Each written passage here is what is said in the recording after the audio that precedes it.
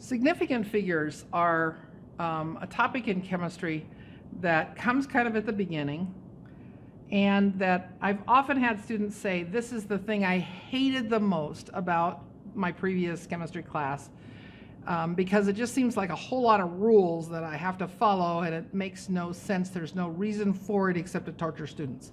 So there is actually a reason we care about Sig Figs. So Sig Figs, short for significant figures.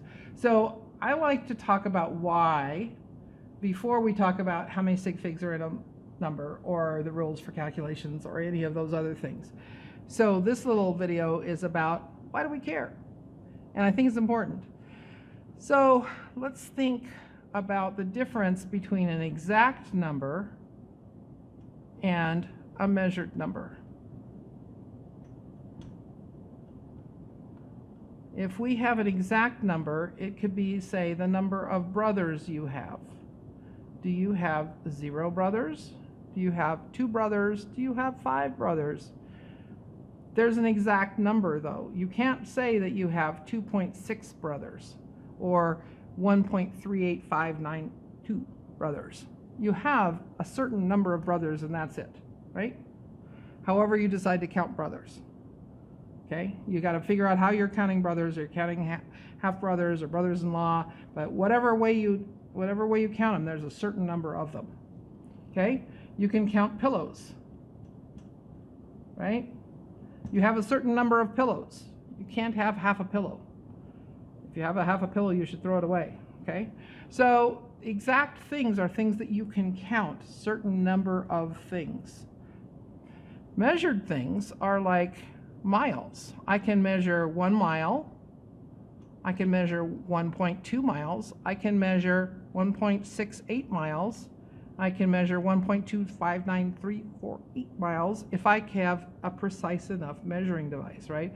1.5 miles would be a measured thing, right? Number of grams, how much things weigh, or number of pounds, 2.69 grams.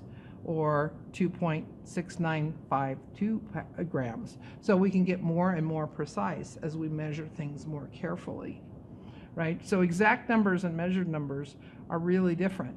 Significant figures only apply to measured numbers. Exact numbers, there's an infinite number really of Sig Figs. What Sig Figs are trying to do is tell you how carefully did we measure the measured number. Did we measure it just to the nearest half a mile? Did we measure it to the nearest tenth of a mile? Did we measure it to the nearest hundredth of a mile? Did we measure it to the nearest 100 miles? Did we measure it to the nearest 1,000 miles? Right? So if I'm measuring the distance between here and Rome, I'm probably not measuring it to a tenth of a mile. But if I'm measuring it between here and Estes Park, I can measure it more carefully and to more precision, right? And so depending on what kind of balance or instrument I'm using, I can find more or less precision for number of grams. Some scales you might use in the grocery store are not going to tell you even to the nearest gram, but we have balances in the lab that'll tell you to 1,000th of a gram what something weighs. And so the precision is going to be told to you by the significant figures.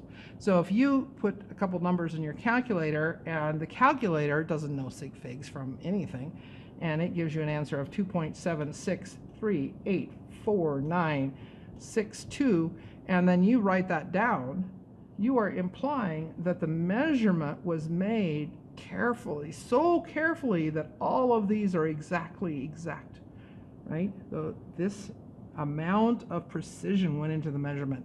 Didn't it all? Probably the measurement was made to this or to this number of decimal places.